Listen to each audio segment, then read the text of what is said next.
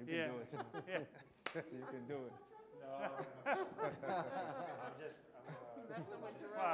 Superstar if here. you did, we could get 20 people to watch it. How do you figure out how to get 2 million hits? You'd have to go to I send it to everybody, Yeah, so you I'm just gotta shameless. I promote send it. your TED Talk to everybody. Yeah, that's all. So maybe you're responsible for the. I must be. My whole office has watched it. All right, Commissioner, you can get comfortable, get You want me to sit down? started. Yes, I just sir. got here. I know what to tell you. What do you guys call it, 16 million hours? We're there. All right, so you know the usual cues. Yeah, stop talking, right?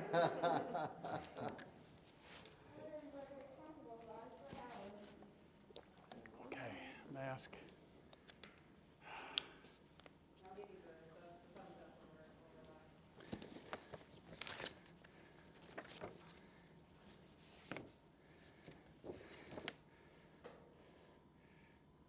When I heard about today's event, I jotted some notes down here. I have no idea what I'm going to say, but well, it's probably better. Yeah. Definitely, jotted some thoughts down, but usually goes in its own direction. For coffee, you guys ready? Yes. All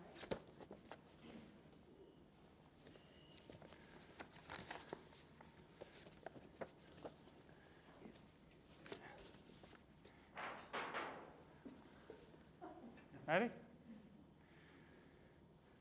So good afternoon, everyone. I'm Police Commissioner Dermot Shea. I'm going to let everyone go around and introduce themselves, but we're looking forward to a really interesting discussion today. And I just said to Jarrell on my left, there is no script, so we'll go wherever the conversation takes us, but let's do the introductions first. Sure. My name is Jarrell Daniels. I'm Program Manager of the Justice Ambassadors Youth Council here at Columbia University Center for Justice.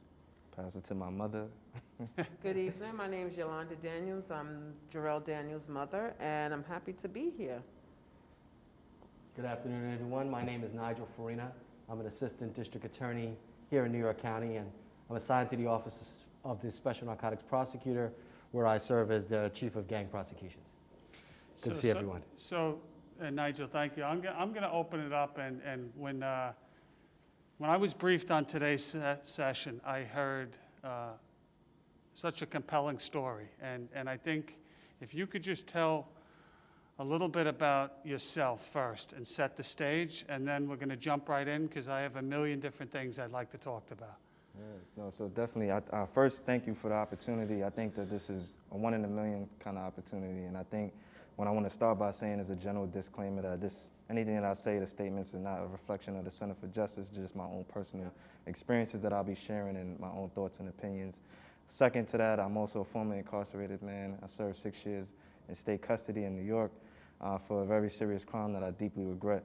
But what got me from there to here wasn't, the lifestyle that I was associated with that led to my incarceration, but really it was the mentorship that I received while incarcerated. It was the older men who had been sentenced to spend, literally the rest of their life in prison, who helped me to, change my ideas and refrain from the negative thinking that I previously had. But I think that this is a unique space because, number one, most people don't get an opportunity to share their thoughts and reflections with the police commissioner, but also we're joined by Nigel Farina, who was the prosecutor in my case. But for further details around that, I was indicted in a 41-count conspiracy in 2012 with 9 other my friends that I grew up with. And my mother, the impact of my incarceration on her, it took a toll. It was more traumatic for her than it was for me as a young black man growing up in adult prison. But I'll pause there, and I'm just really looking forward to the conversation. Oh my goodness.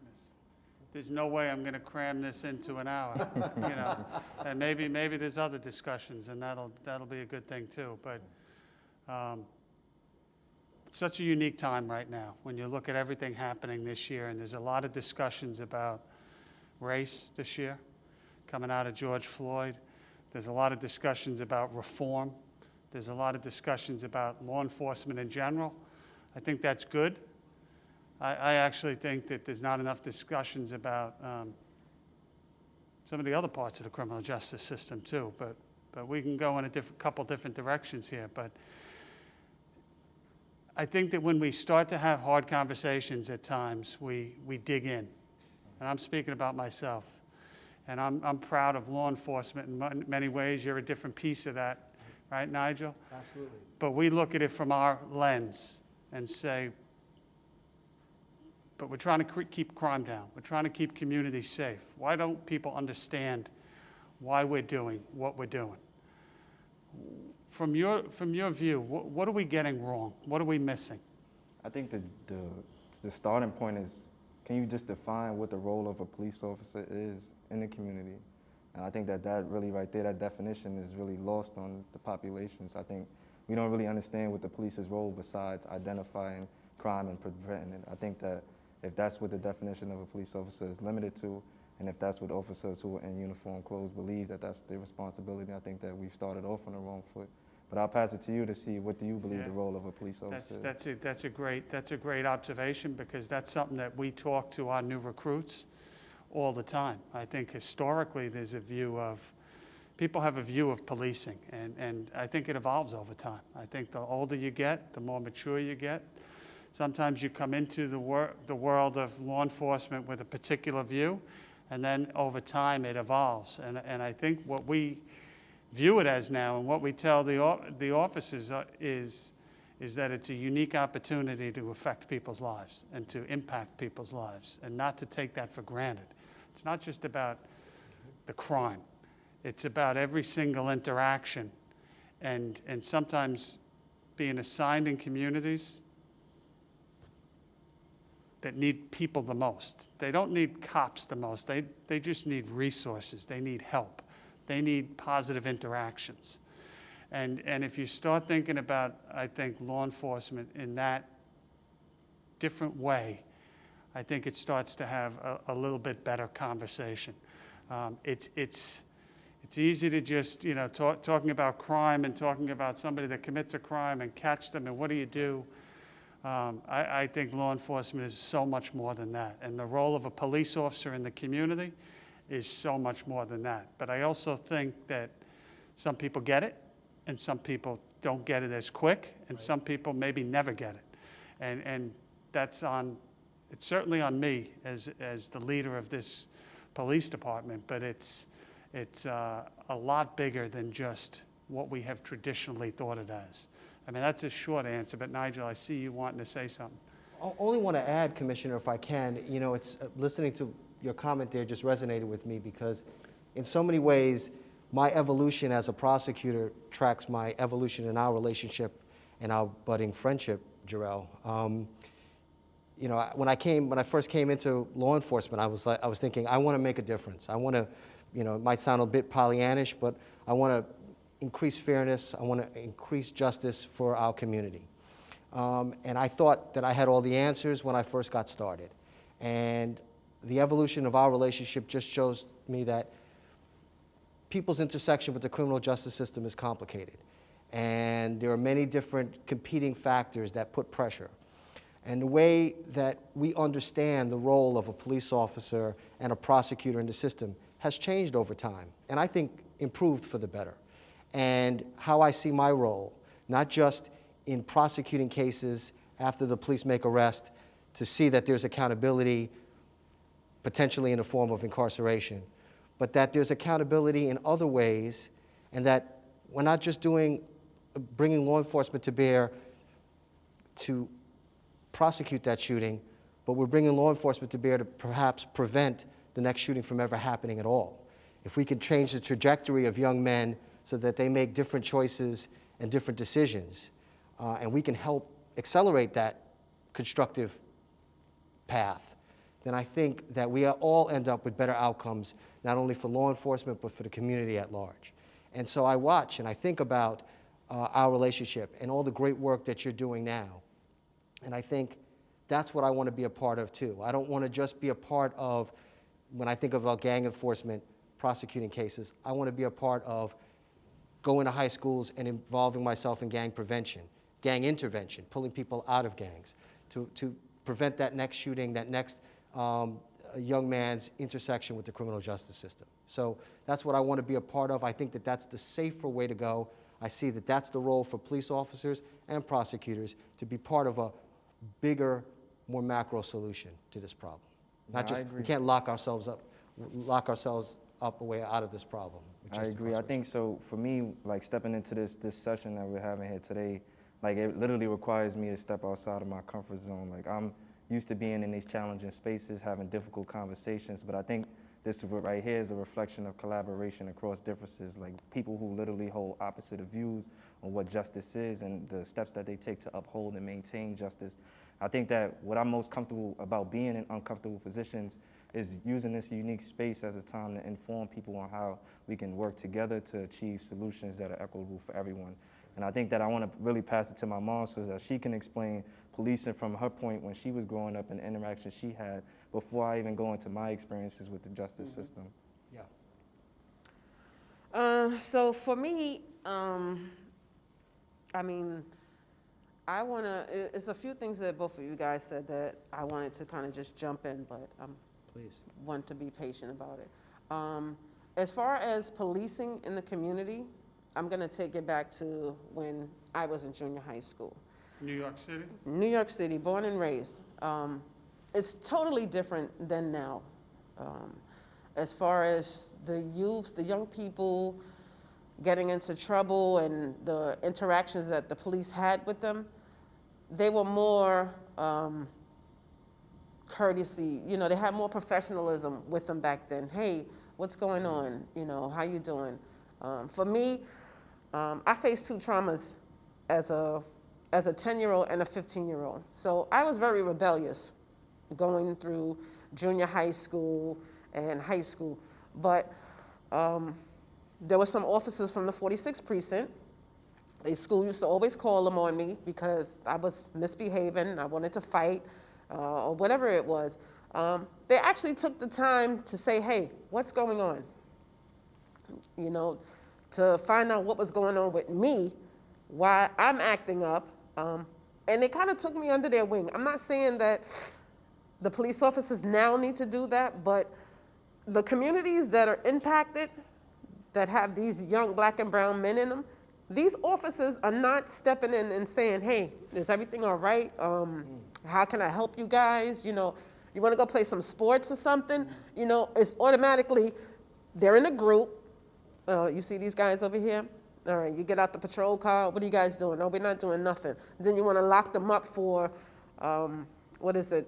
unlawful assembly. So you're telling me if me and my friends left a play or whatever, and we're on the corner talking about, yeah, well, what are you going to do this weekend, so on and so forth, we're unlawfully assembled?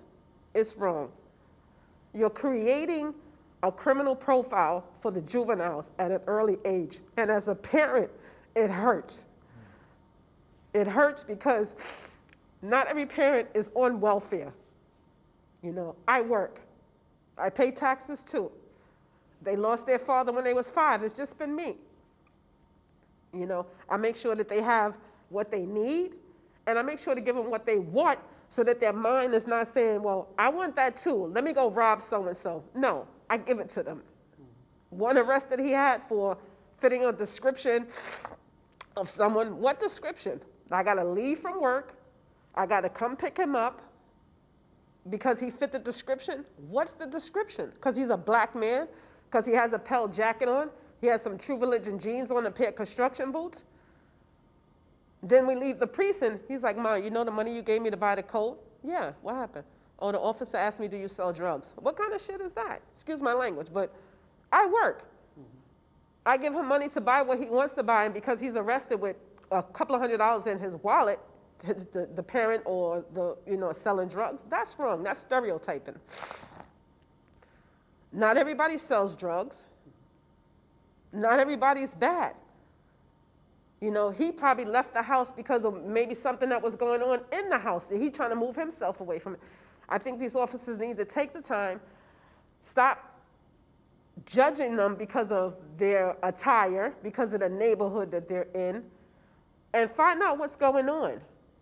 You know, before you're quick to arrest them, pulling the mom from work where I'm losing hours, I'm losing pay, I'm losing money to put on the table to feed my kids or clothes to put on their back or pay my bills, possibly lose my job. For what? A disorderly conduct, an unlawful assembly, or trespassing, going to their friend's building to play video games? It's a lot of bullshit, excuse my language, that it needs a different approach. It really does. You know, you have the 4-4 precincts, you got these precincts in Brooklyn that y'all say the crime is high, but what are y'all doing? What happened to the community affairs division? What happened to people stepping out, hey, we're gonna do a block party, we're gonna, open up and find out what's going on in the community. You know, I have a parent that said or something about some model city program that they had back then where there was a person between the community and the police department and got things resolved. What happened to all of that? The programs that were there for the kids.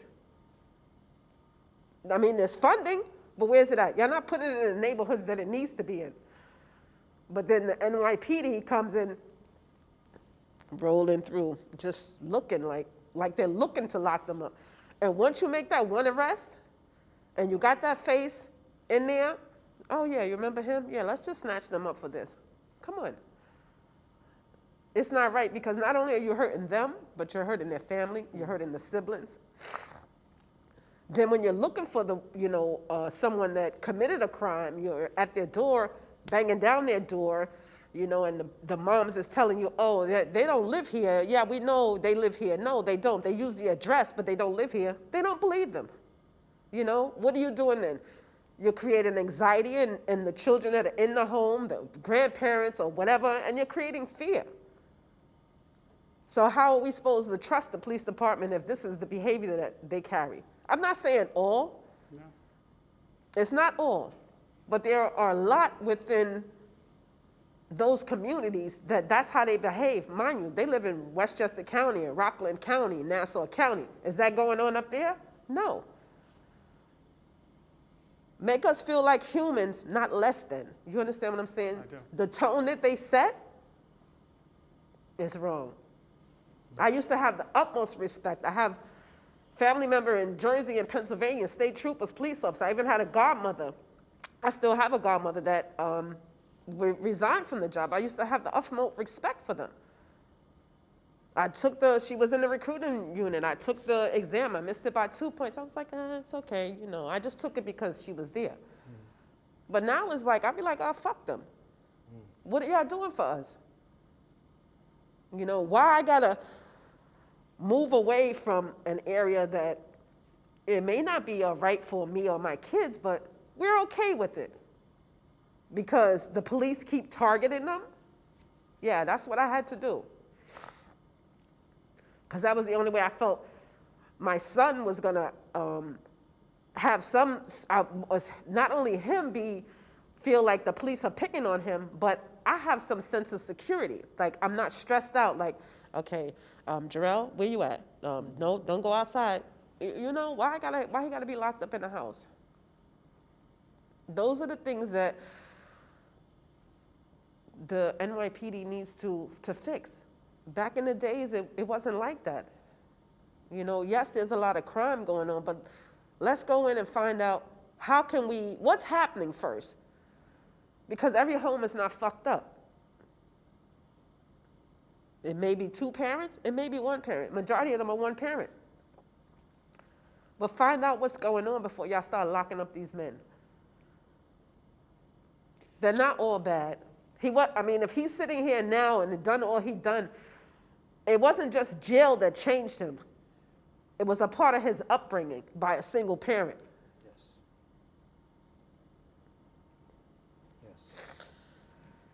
Yes. That was going to be one of my questions, but I'll save that, But I just want to thank you for Yes. sharing. And, you mentioned kids many times, and I could tell you, as a parent, as the police commissioner, I think you're 100% right. I think that when you look at your story, and you look at we own our history. That's not changing. I think everyone would say that.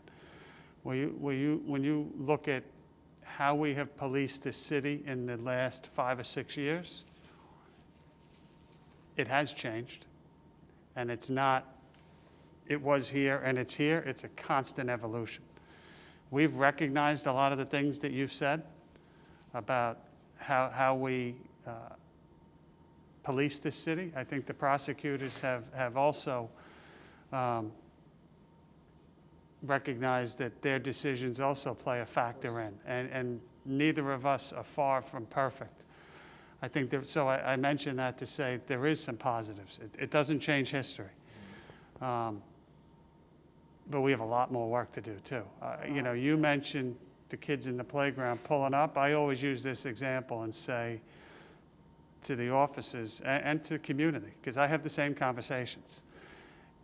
Wouldn't it be nice to have that, where we need to get to is when the cop car pulls on the block, and you know what happens, everyone looks, all right, who are they coming for? Right. Where they get out of the car and they just talk to people. Yeah. And that isn't the the pie in the sky. Right. We should be aiming for that. We also have to balance public safety and crime, and that stuff is out there too. But I think we can do a lot better. I do want to just get one thing out though. You know, from when I took over, we have invested heavily into putting police officers to work with the youth. And specifically, you know, you think of those ages 11 to 18. Yes.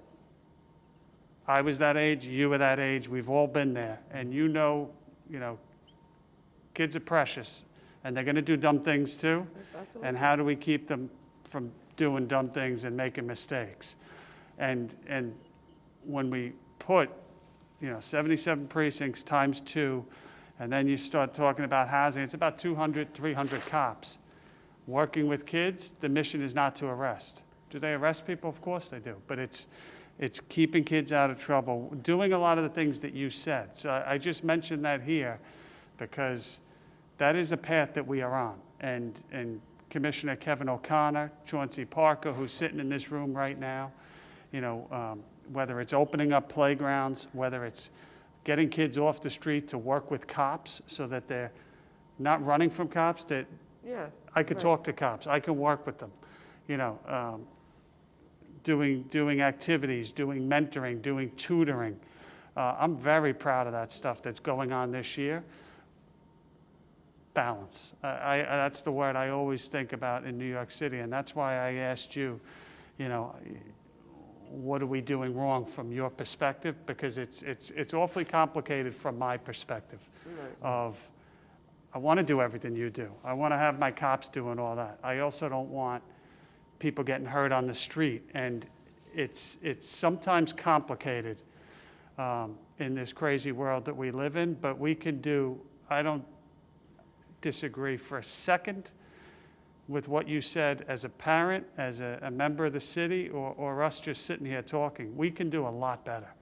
And we got to do everything that we can, with those, you mentioned the low-level arrests and things of that nature.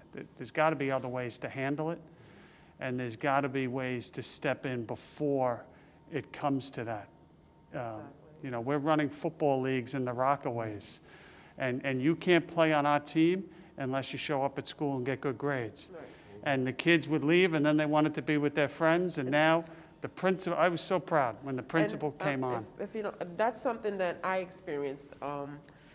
As I was talking to officers from the 4-6, the officer was like, well, what's going on? They actually used to take me to play on their team against the Bronx DAs, Yes. against the 4-8 precinct, but then they took it away where you had to be a PBA member, and it was like, for me it was help.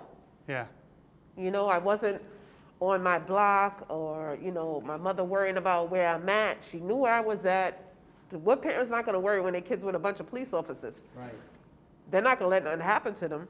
I had that opportunity. Jarrell didn't have that. These other kids don't have that. I don't know what happened to all of these things. And to be honest, I didn't face none of this until Jarrell hit teenage, until we moved into the area that we were in, that he was arrested in.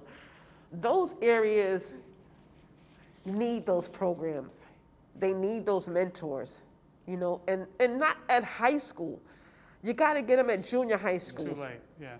Because high school, they're going to be like, yeah, fuck you too, or whatever. Excuse my language, but you're if you right. get them at junior high school, you have a more chance to grab hold of them and steer them away from that, and show them something different, whatever's going on at home, they'll be happy to go and do something else, that's positive, as long as they know they have that support.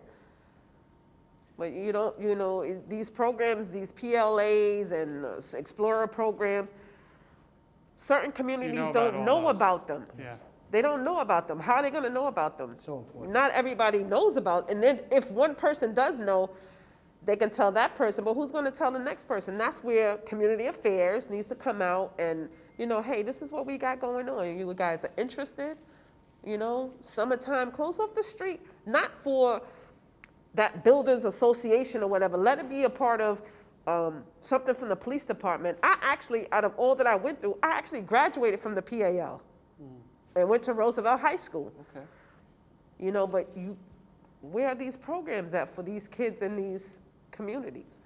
It's not all of the communities that need it, but the ones that need it, the resources are not there for them. And then they wind up getting these profiles created. This one arrest is now a juvenile criminal profile. So you're setting these black and brown men up for the system with that one juvie arrest. One turns to two, oh yeah. Then you say it's sealed, it's not sealed, God forbid something else happened. Oh yeah, he got a juvie record. We're gonna use that against him too. Yeah, you remember that? Right. Then I want to bring it back to something you mentioned earlier, Ma, about the racial profiling. I think that that's the most unfortunate experience that you have as a teenager growing up in New York City is being racially profiled, like being young and black. And I know we often say people of color, but I just want to really focus on black people because our unique experience is specific to us and it's not typically shared among other ethnicities. Growing up as a black boy, a black teenager in New York City, you're scared for your life. Not only are we worried about dying from the urban street violence, but we're worried about dying at the hands of law enforcement, who's supposed to be there to protect and serve us. And I think that that's unfortunate. My mother could tell you a number of stories. I can tell you stories about having weapons pulled out. But I think that what's unfortunate is that the culture within the police department hasn't been changed. And you step into this role as police commissioner now, but you inherit the legacy of racism within the NYPD. Exactly. And I think that that's what the most important part of it has to be changed is the racial discrimination, the profiling. That's on the front end of it, but I think internally what's happening within the police force, the NYPD prides itself on being the most diverse police force in the country. However, that's for the grassroots or entry-level positions. The more senior or higher up you go within the department, it becomes wider and wider and wider. But the people on the grass level who are interacting with people on the street, they look like us in skin complexion. But in reality, the culture of the police force, they're taking orders and following policies and guidelines that are not reflective of the values and principles that they may hold internally. So not only are they compromising what they probably once stood for before stepping inside of the uniform or stepping into this cold blue kind of oath that they take, they're moving themselves away from the principles that they probably stood on or probably never had. But it's just the culture of the police force is that we're asking these people to meet quotas a certain amount of months, that they have to come in with these number of tickets, summonses issued, that they have to make a certain amount of arrests. And these things are priming officers to go into neighborhoods that have already been identified as risky neighborhoods. And they're going in there with a hyper mindset on like, I need to go in here and find something. And as most people say, you look and you're going to continue to find it. And I think that that's the problem, is that the racial dynamics and the culture within the police department, it hasn't really been changed. And I think that we need to do more to change the leadership structure within the department. And I think that that's one of the things that I feel is important. I'm going to talk about a couple things. I'm going to disagree respectfully a little bit on, I think you talked about racism, talked about culture. I would agree, where I would take a little exception, we are the most diverse police department, but you're right, it's at the bottom level. It's on the patrol level. As you move up, it changes. It gets less diverse. Some of that is because of testing, some of that is time, it takes time. I can't just say, I want to make you this position. What I can do is at the highest levels, I have discretion. I'm still going to pick the best people, man, woman, black, white, Hispanic, Asian, whatever it is. But I think when you look at the top echelon of the department, just since I've been there, new chief of patrol, African-American woman, highly talented. She came back to the job after I called her from private industry, Juanita Holmes. First chief of detectives that's African-American, Rodney Harrison. Jeff Madry, Kim Royster, 3-star chief. So at the highest levels, we are very, very diverse, extremely diverse. I think that's a positive. It's reflective of the city as a whole. And the good thing is I have incredibly talented people to pick from. The middle section, you're 100% right, is where there is not as much diversity. It's coming, and that's never quick enough at times. We have, the strength of the NYPD, I think, is the people. They're incredibly dedicated, talented people that do make mistakes at times, but that diverse ground floor that you talked about as time is going on is changing. We have a recruitment drive on, we're talking about this month, June police test for anyone watching. And we're going to have filing opening up in, let me get this right, April, and it's a short period. But we have a problem recruiting African-American males to the NYPD. It's true. It's not nice to talk about, but that's a fact. We need help in that matter. And part of it is probably people don't like cops, or they hear stories from their family members, or I was mistreated. I don't But think it's just that. I think it's also, you got to look and see what they've seen growing up, and whether it's in their community or another community, and it's like, they want to be there for their people, but as Jarrell said, when hard. you step in that precinct and you put on that uniform, then it's a coat of blue. we went through that this year.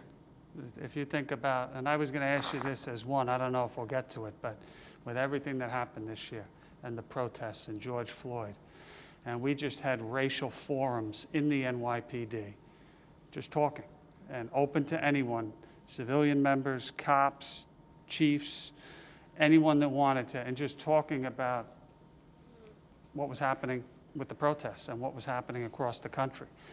And I just read a report on it, and very powerful stuff. But one of the things that struck me was African-American officers talking about that dual life. Yeah. And agreeing with some things, but also being criticized for why you're wearing that uniform. And this is real life. This is stuff. But I would encourage anyone watching right now, and that's why I'm watching, Jarrell. This is the greatest job in the world. I'm biased, I am. But it's the opportunity. It's much better than working at Columbia, for example. I'll argue But against you get to make mistakes, but if you get it right, you get to have a positive influence on people's lives. And we are not perfect in our history, but I'd also like to be half full here, and we got to look forward. There's that next generation coming up that is counting on us. It's counting on the community, but it's counting on certainly cops too. And they can, if you don't like what you see, then join and be the change from the inside too. Could I jump in here, Commissioner? As an African-American man who's part of law enforcement, that dichotomy is real for prosecutors as well, right? I feel that conflict and that push and pull from my community, and especially in the work that I do as a gang prosecutor, given the fact that a majority of the people that I prosecute are young African-American and Latino men, and I can't help but see myself in their path and trying to reconcile that internal conflict is challenging. But I know, Jarrell, I've shared this story with you, but something that Ms. Daniels was saying and listening to the commissioner resonated with me, and if you'll permit me, I just want to share a short story about why I came to this profession, why I chose to join law enforcement.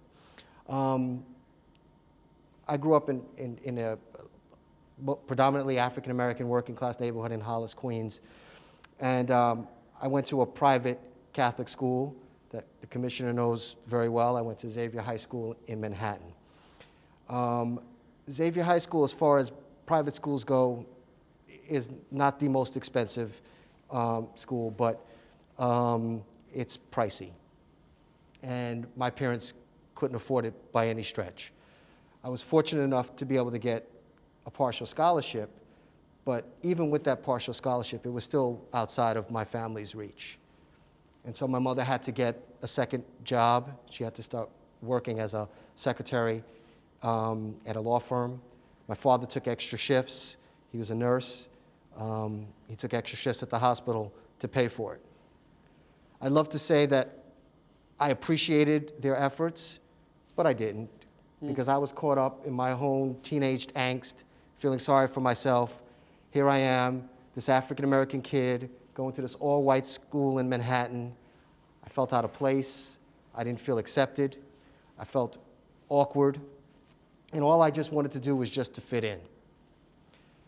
And one day after school, myself and 3 of my white friends that I just was so desperate to impress, we decided to walk down to the subway station at 16th Street. And one of my friends said, hey, let's jump the turnstile. Because we had turnstiles back then. This is a really bad idea for a number of reasons, not the least of which is the fact that at Xavier, we got issued train passes yeah. so we could go on the train for free. But that's not what it was about, right? It was about the thrill. It was about trying to be cool. And I wanted to impress these guys. I wanted to show that I belonged at Xavier too, even though my family didn't have a lot of money and I was black. And I wanted to do this. So we got down to the train station and I looked in, and it was a subway clerk in the token booth. He was doing some paperwork, not paying attention. And then there was like a homeless guy on the other side of the turnstile sleeping on a cardboard box. So I said, this is perfect. We're gonna do this. We were all in pretty good shape back then. So the 4 of us ran towards the turnstile. We hit each side of it and pole vaulted over and jumped the turnstile. And it was a thrill. My heart was racing. I thought this was so cool. I got to do something bad. My heart was racing. I was so distracted. I didn't even see the homeless guy get up off the floor. And he had the 4 of us against the wall in no time. Playing close on cover? Yeah, I never saw his shield. I never saw the gun that was stuck in his waist until he had us up against the wall. He was mad. He was mad. He was screaming into his walkie-talkie something about operation was blown, these kids. He was screaming at us, yelling back and forth. My friends, I was shaking. And he started talking to us, and I'm going to be candid with you, Ms. Daniels. I didn't understand everything he said because all I saw was his shield hanging around his neck, and it looked like it was about this big, and that revolver in his waist looked like it was twice as big. And he then stopped talking in his walkie-talkie. I found out, and who knows if this is right, Commissioner, but I found out from a friend who later became a police officer while I was in college that there was an investigation there about women who were being molested going into the subway near Xavier. And the person was molesting women on the staircase and then escaping into the subway. So they had an undercover operation trying. That's what I was told, whether that's true or not. But we had interrupted that plan with our little stupid stunt. And this cop yelled at us, and he yelled at us, and then he looked at my 3 friends. We were all in our Xavier uniform, blue blazers, ties. I think one of my friends, Xavier's in military school, one of my friends had his military uniform on. The police officer looked at the 3 of them and was like, oh, all right, you guys, you can go. Well, he didn't speak to me, but I assumed he meant me too. So I was like, okay, and I started walking off. Then he put out his arm, he said, not you. And my heart sank. I was petrified.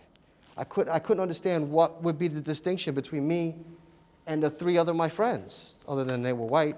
Why were you stopping me? And I was thinking, oh my God, I just blew it. I'm not going to college.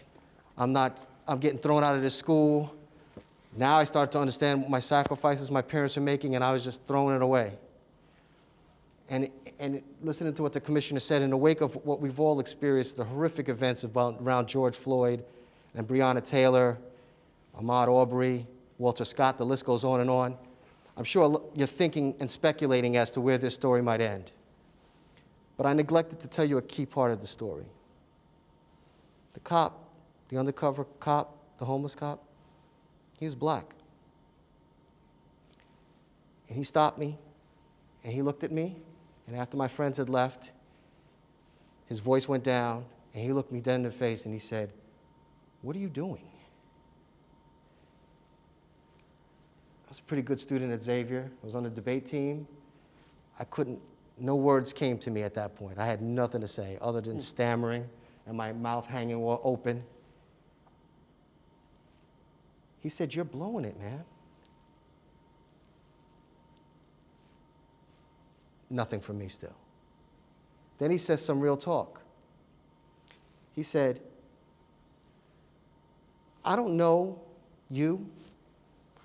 I don't know how you got here, but I'm thinking that somebody is putting together a lot of sacrifice to get you here, in that uniform here."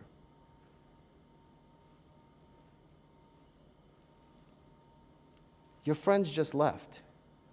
Only one of them looked back at you. I'm not saying that they're not your friends, but they just left. You're here. You know why? Because they know what you don't know. You can't do what they do. You're a black man. It's not enough to be just as good. You've got to be better. You've got to do better.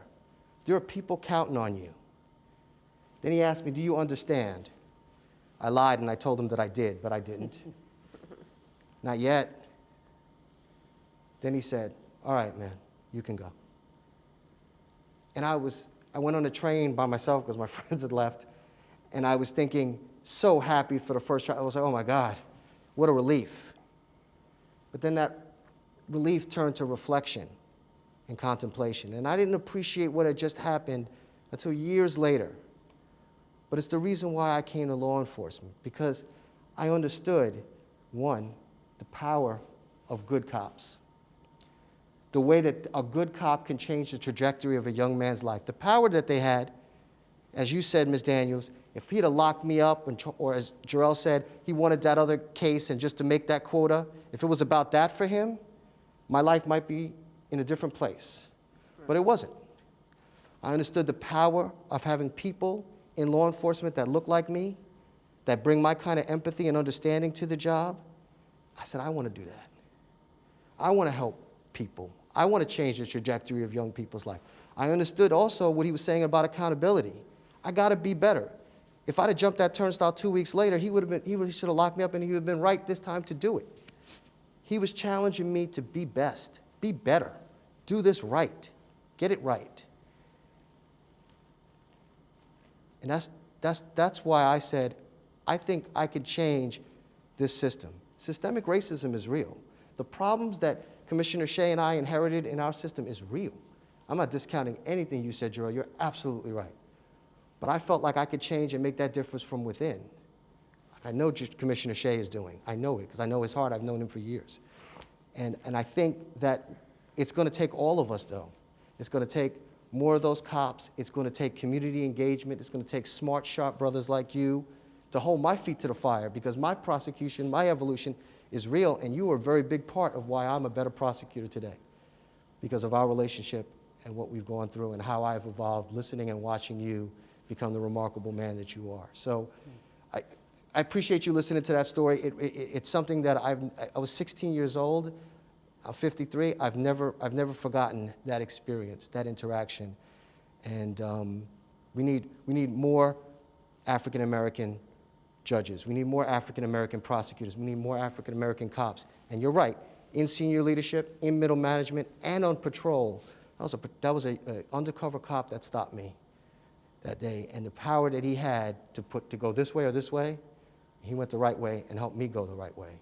It's powerful. So don't ever discount that. Thank you. I just wanted to share that. Yeah, it's a great story. Thank you. I hear that story. I knew you were going to say that guy turned out to be a cop when you were telling it. I've never heard the story before. But those interactions, and it's hard to measure them. Like you said, you do something different. Maybe it's a different path. You don't know. But that's the power of this job, and that's what we're trying to instill in our young men and women. And it's so important. It really is. And your words, as a parent especially, they really ring true. And I just thank you for them. But Jarrell, what do you got? Any thoughts? I know you Yeah, must I'm have a thinking lot. about how me and Nigel's life was completely different. I'm thinking about the 11 arrests that I had before the age of 17. Yeah. I'm thinking about how my first time ever having handcuffs on me, I was literally getting out of high school with my book bag on, and I was falsely arrested for stabbing. And I was publicly shamed in front of the whole school, and I had officers pull out weapons on me.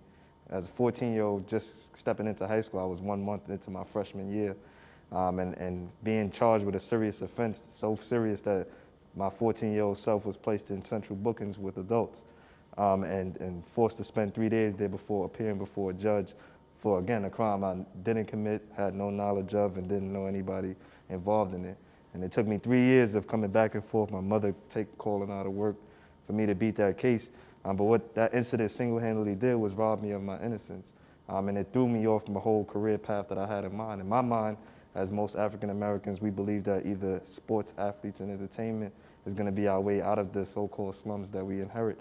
But my aspirations in attending Leland High School was forward.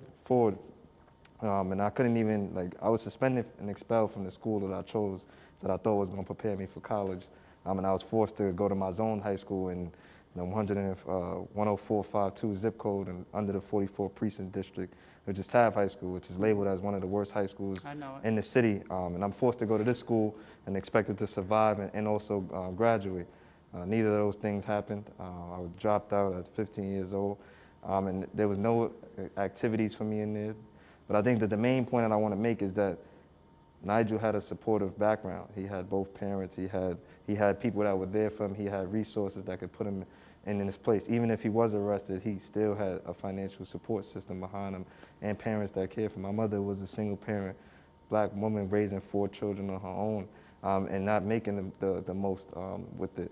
And I think that, our experiences were different because I was a product of multiple system failures.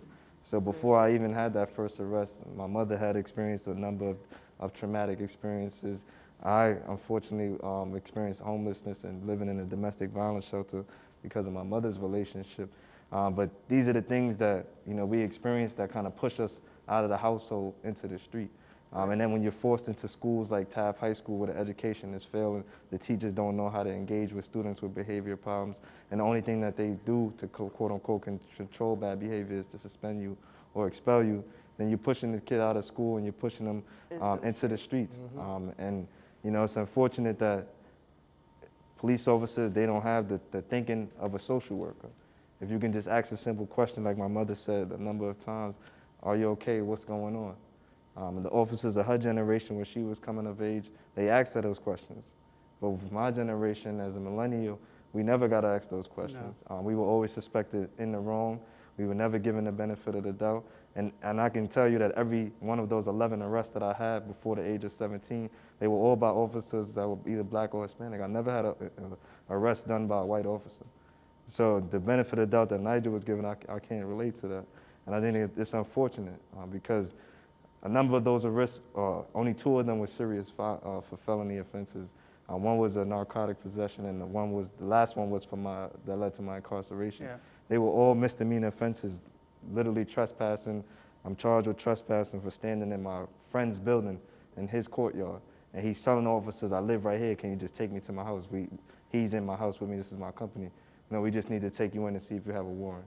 Being placed in handcuffs and put inside of a paddy wagon and shuffled to the precinct. We come out of school, we stand in front of a store to gather and see what people are gonna do with teenagers. We wanna meet up after school to smoke our marijuana and go play video games. We arrested again for all unlawful assembly for standing in front of a storefront. Arrested with our book bags on. You know how uncomfortable that is? So it's these kind of experiences that build up the animosity between law enforcement. And again, we're not standing on these corners because we like standing in the cold with our jackets on and our hoodies on, freezing. We're standing there because we're trying to escape what's going on inside of our households. And there's nowhere else to go. We grew up, I lived on the Grand Concourse in Mount Eden. I hung out on Walton Avenue. There was no community center there. Yeah. There was no PALs, there's Just a no lot of programs. buildings. The only time we had opportunity we had to have any kind of program, we had to wait for the summertime for Play Street. So we literally got to wait till every summer to have some type of interaction with community members, have a barbecue grill, play basketball and sports. We had to wait for every summer for those kind of opportunities. What are we doing for the fall and the springtime? You know, it just, nothing is really being done. And I think what I'm happy about in my position now is that, you know, not only am I willing to work with people who work with law enforcement to bring about the change, I think that we're in a unique position because of the push from the Black Lives Matter movement. I think that what they reincarnated from the civil rights era to now is that we're in a position to pass legislative changes. We're in a position to change policies, and people are thinking more progressively, not because I'm not gonna say that they wanna think progressively, but people have put pressure on them to think about changing the systems that they work for. And I'm happy to be in this position because we can use these type of settings and these conversations to inform policies moving forward. And I invited Nigel to join the Justice Ambassadors Youth Council because I wanted all of the young people, I wanted to make a statement that in order for us to really change systems, we gotta work with the people we otherwise wouldn't wanna work with. We gotta work with the people who we had negative experiences with. And if you're not willing to put your pride and all of those things in your back pocket to have that difficult, honest, and meaningful conversation, then we won't bring about the change that we wanna see. It's either you keep complaining about it or we actually stand up to bring about the change. right. And I just wanna really encourage us to do that because we can continue to have the conversation, but we, like my mother said, we got to move it into action. I think we passed the point of talking. What I've been fortunate with the leadership and guidance of Professor Downey is that she's gave us the opportunity, people who are coming home from prison with the mark of a felony conviction, to have their first opportunity to step into an Ivy League campus. I never thought in a million years that I could come home from prison and walk to Columbia. Even as I considered college while in prison, Columbia and all of the Ivy Leagues, I'm not even thinking that somebody like me is gonna be accepted because Like of a dream. because of the felony conviction when I'm checking a box on the application and they see that I have a violent felony. Not because I wanted to, but because I felt like I had to defend and protect my sister. So I think, you know, we gotta just look at it from a human development, as Professor Downey, a psychologist, would encourage us to do. We got to think about human development and the environmental circumstances that push people into these unfortunate situations where they're making rash and impulsive decisions. And again, these are young people whose brains, back to psychology, haven't fully developed. 25 years old is when they say the brain has fully reached its developmental peak. But we're charging people younger as if they're adults and they're making these decisions because they want to. But there's other things that we're missing from it. So I think that in order for the real change to come about, we have to have these conversations, but we have to have real brainstorming and planning sessions that we're working towards these proposals that can be considered for implementation. I'm going to hit you with rapid fire. You answer what you want to answer, but you mentioned legislation. I'll put that one to the back. I'd be interested in what specific but you talked about your interactions with police officers and they were bad or in bad circumstances. Did you ever have a good one? There's a lot of poles on the street. You have nothing to do. I know the corner, I know the blocks you're talking about. I know you're right. There's nothing, there's 6-story buildings, building after building after building after block, crammed into a tight neighborhood, and one playground every 4 blocks. And what are the 14, 15, 16-year-old kids gonna do, right? They're gonna hang out. I get it, you're right. You got gangs pulling. Sometimes they're real gangs, sometimes they're just kids hanging out that grow up on the same blocks. How do we pull, what would you do? How do we pull people away from that to more positive? As the police, you say, maybe, did you have good interactions? If not, all right, well, what should we be doing? I mean, we are doing a lot now that you may or may not have been aware of, but we got to do more. I think But we're competing for the same kids. Yeah. And to me, this is crime fighting. Yeah, it is. And for me, I think the best route to go is to just literally take the power and invest in you as commissioner to invest in communities. And there's been a call to defund the police department, but I think literally if you put resources into the most failing school districts, the best hope for children is the school system. And we're spending, it's unfortunate that we're spending 12 years of our life, 12 years in I'm just gonna break it down. We're spending 12 years in grade level school all the way from K to 12. We're spending 8 hours a day, and we're spending 5 days a week for 10 months out of a year. That's a long time, and none of those years was I introduced to conflict management, de-escalation, critical life skills like planning, preparation, and none of these schools are really teaching these skills that I'm gonna need, that we consider life skills or essential skills that I'm gonna need for every situation I face in life. Conflict resolution can be with me and an employer. Conflict resolution can be with me and a parent or a relative. I'm not even learning these essential skills that I can use besides the academic curriculum that I'm forced to study that I'm not even really interested in. But I guess if we can invest in reshaping the educational experiences, adding more guidance counselors and support staff to support children who have these kind of challenges outside of the classroom, outside of the school, I think that that's a stance. And I think that pulling school safety officers out of it and replacing them with those support staff is one way to go. I think for me, I'm not a person that's going to support sports and entertainment as a way to rebuild bridges between the police and the community. I don't think that entertainment is a way, it's kind of like putting a blanket or a Band-Aid over a problem. It temporarily has its benefits, it's good for the moment, and I think that it has good intentions. I don't think it's nearly enough. I think that, you know, the model of the Justice Ambassadors program where we put people from different agencies in a room with young people, and this idea isn't even my own. This is actually an idea that came from Lucy Lang, who created Inside Criminal Justice, where she brought prosecutors into prison to work with us to develop policies for the DA's office.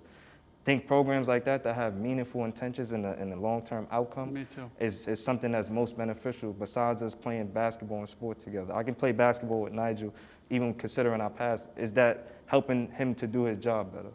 Skills, you need skills too, yeah. Yeah. And is that putting pressure on the agency that he works for to change the structure that they already have and exist? I'm get- Neither one of those is getting I'm accomplished. getting when a we playing 5-minute sport. warning. Okay. You mentioned school safety, I think, pulling out of schools. Yeah. That's a big debate right now. There's actually a hearing on it next week. Why?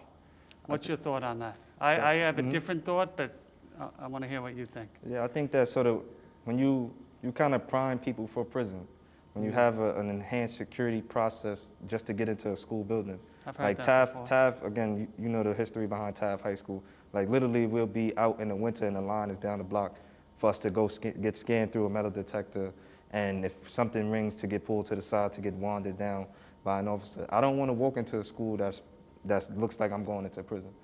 And if there's gates on the window, this is before I even get to safety Yeah. themselves, but I'm talking about like, I'm lifting up the window and I can't even put my hand out because there's a bar on Yeah. the window.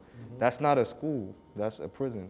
And then the officers, when they're responding to like physical altercations, you got to keep in mind these are teenagers. People are gonna have conflict, there might be a fight. When you come over there and you're throwing people on the floor and making arrests in front of the whole school, again, these are the small incidents that rob people of their innocence. You don't know if that person talked about his mother who may have passed away, his father or something. And these are teenagers, they're making decisions based off of peer acceptance and influence. They don't want to be publicly shamed, so they might take it to the extreme and act and react with violence, but that doesn't reflect their humanity. I think that when school safety officers are interacting with students, they don't ask those social worker kind of questions like, are you okay today? Why aren't you in class? Instead of just saying, go to class. Like, I see you've always been in the hallway a few lot lately. Like, is there a lot on your mind? Is there a space that we can go to and talk? There's no office dedicated for school safety to just pull a student in and say, you want to talk here? I've seen you in the office. We got to change the roles and responsibilities that people have if you're going to have these people inside of these places. You're not there to just prevent and preserve. You're there to really interact in a healthy way, and it can only be done by retraining. Well, that debate's going on now, and I think the other side of the debate is remembering when, before school safety was in the schools, there was a lot of concerns about safety too. So I don't think there's any question. Investing in education, investing in, kids' school, when you break it down, like you said, I can't do it any better. You're talking, that's their formative years. It's 8 hours a day. You add in 8 hours sleep. I mean, it's a third of their life, and that's where they are shaped for moving forward. So that's absolutely critical. I think that on the school safety front, we just got to make sure people are safe in there. But there's a couple times you've talked about things, and I'll just be honest. You lost 6 years. You lost 6 years, and the tragedy of it is, a lot has happened in those 6 years too. So I don't know if it would change your opinion. I don't know. Like when you mentioned the arrests and things of that nature, a lot has changed. We're not perfect. We're always evolving, but we've went from like the arrests up here to the arrests down here in New York City. by specifically, I don't think, if you polled 10 cops and lined them up right now, are you under pressure to make arrests? I think you're going to get no. We still have to make arrests. We still have to deal with things that are going on. We still have, but there's more than one way. It could be like that cop did. It could be sometimes an arrest. It could be bring home to the parents. There's more discretion than ever, but we're going to have to continue this conversation. But a lot has happened in those 6 years, and in that, bubble of there's public safety too, and how do we, because we also, unfortunately, right now have a 100% increase in shootings in New York City. I don't want that for kids either. I don't think you can learn too good when you're worried about coming out of school and there's a beef up the block with two groups, and I'm scared. So how do we all want the same thing. I truly believe that. I'm going to give you or your mom the last word. Mom. 1 minute warning. Sorry, 1 minute. I'll leave it for you, Jarrell. I think, You sure, Mom? I'm yeah. sure. Go ahead. Thank you, Mom. You're welcome. I think my final thing to really mention and hone on again is the role that credible messengers play in the community. Like, I would encourage you to really trust and ally with the formerly incarcerated population and folks who are and really like use the people who are gang involved. I think I don't really use the term. How would you use them? I think that there's people in these organizations, whether they're sanctioned or not. I think that there's people in here who do provide leadership and mentorship for young people and guidance, and they see themselves as only being able to survive within the family structure that they created within these organizations, and I think that I would use them as the ones who are the mentors. Give them a salary, put them on a full-time employment payroll, and allow them to do their work. I think that's the only way you can really get people to really stop bad actions is to give them something that's worth losing. And people in these communities, That's a great when point. we're growing up and we don't have nothing to really lose, it makes the senseless and irrational decision more applicable to us. I'm gonna do this because I don't really have anything to lose. It doesn't. I don't have nothing that's promising for me beyond today, so I'm gonna act in this moment based off of how I've been conditioned in the neighborhood, and I'm gonna make that impulsive decision. But I think that the hope for these communities is, one, the education system being reformed and transformed, and also relying on the credible messages, people with these lived actual experiences in the communities themselves, working with the populations that need it the most, especially the high-risk neighborhoods like Brownsville and where I grew up in the southeast section of the Bronx. Would you come and talk to like a roll call in the precinct? I would love to. I bring my colleagues. Have Jay- you ever Jay done that? Holder. No, I haven't. All right. It's a great idea. All right. Well, thank you. Nigel, last words? Thank you, I Commissioner. want to thank everyone for tuning in, but most of all, I want to thank both of you for the discussion, for sitting down, for taking the time out, and hopefully future discussions to come. I'm All right, looking thank forward you. to it. Thank you, everyone. Thank you. Thank you, everyone. Thank you. Excellent job. Excellent. Thank you.